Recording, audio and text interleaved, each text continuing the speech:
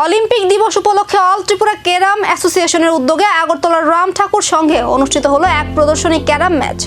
Olympic দিবসকে কেন্দ্র করে অল ত্রিপুরা ক্যারাম অ্যাসোসিয়েশনের উদ্যোগে আগরতলার রাম ঠাকুর সংঘে আয়োজিত এই ম্যাচে উদ্বোধন করেন ত্রিপুরা অলিম্পিক অ্যাসোসিয়েশনের সচিব সুজিত রায়। উপস্থিত ছিলেন সহ-সভাপতি এবং ত্রিপুরা ক্যারাম অ্যাসোসিয়েশনের সম্পাদক সহ অন্যান্য অতিথিরা। আয়োজকদের বক্তব্য, রাজ্যের যুব সমাজকে নেশার কবল থেকে দূরে রাখতে এবং ক্রীড়ার প্রতি তাদের আগ্রহ বাড়াতে ক্যারামকে আরও জনপ্রিয় করে তোলার লক্ষ্যেই এই উদ্যোগ। ত্রিপুরা ক্যারাম অ্যাসোসিয়েশনের আয়োজিত অলিম্পিক দিবস উপলক্ষে যে প্রদর্শনী খেলার আয়োজন করা হয়েছে এই রাম ঠাকুর সংঘ প্রেক্ষাগৃহে, এখানে উপস্থিত আছেন ত্রিপুরা অলিম্পিক অ্যাসোসিয়েশনের সহসভাপতি তথা এই ক্লাবের সম্পাদক সমীর দাস মহোদয় এবং আমাদের অল ত্রিপুরা ক্যারাম অ্যাসোসিয়েশনের সাধারণ সম্পাদক জয়ন্ত কুমার দাস এবং অন্যান্য কর্মকর্তারা, আমার খেলোয়াড় বন্ধুরা।